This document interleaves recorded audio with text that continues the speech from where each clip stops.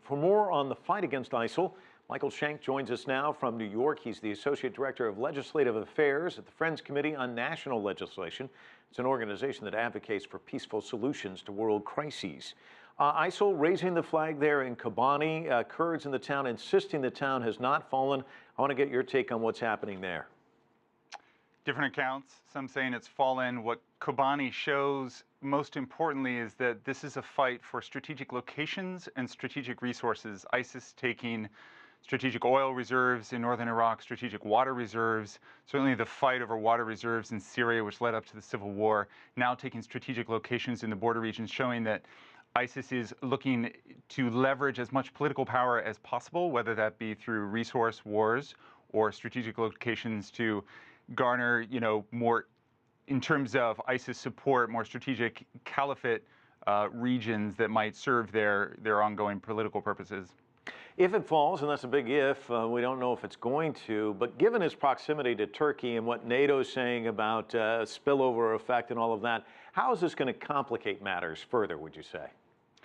Well, Turkey's parliament last week voting to send in troops. They're the first country to send in ground troops. Obviously, Senator McCain and Senator Graham in the U.S. voting to send in ground troops.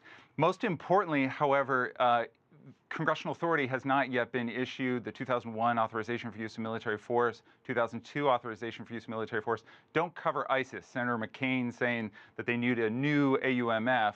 But Obama's been waging this war in the media, not taking it to Congress, not taking it to the American public for a debate. But we'll likely see NATO weigh in, as your reporter mentioned earlier, if ISIS goes further north into Turkey. So do you see it as an illegal action then? Well, there are a couple of illegal actions. One, the White House not getting congressional authority, so there's legal authority issues raised there, but also the White House saying that they're not going to execute stricter standards over civilian deaths. So they're undermining international humanitarian law. So on several fronts, there's some major issues of illegality, whether it be humanitarian law or congressional authority. We saw this beheading video of Alan Heading, and at the time, another U.S. aid worker being threatened with beheading. His parents with an emotional appeal today. At the same time, the parents of James Foley appearing on another network saying that the United States government should have negotiated more with ISIL. Should the U.S. government be negotiating with the terrorist group? Well, the RAND Corporation did a study several years ago looking at how terrorist groups end, and they studied almost 300 terrorist groups from 1968 to 2006. What they found is 83% of them were ended or dismantled by some combination of the following: policing, intelligence, political process, negotiations. Only 7% were ended by military means. And so the fact that the White House is overwhelmingly biasing military means in this case shows that they've got very poor strategy if they're not following their own Pentagon think tank's RAND Corporation study. So yeah, we absolutely should be engaged in political negotiations if we want to stop some kind of caliphate across Iraq and Syria. Negotiations over these strategic locations and strategic resources is key. The Canadian Prime Minister talking to Parliament today. They're expected to vote again tomorrow and probably will join the coalition. The coalition seems to be growing. But what does it say about the coalition that we're talking about Kobani possibly falling to ISIL?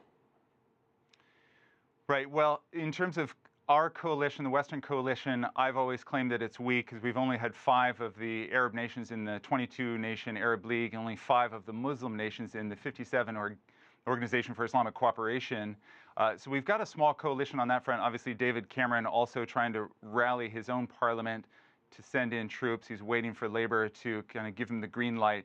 But he and John Kerry and others are really raising this good versus evil narrative that's almost more vitriolic than George Bush, the previous president's good versus evil rhetoric. So we're going to see this narrative played out again in the media, not in Congress, not with the American public that's war weary at this point.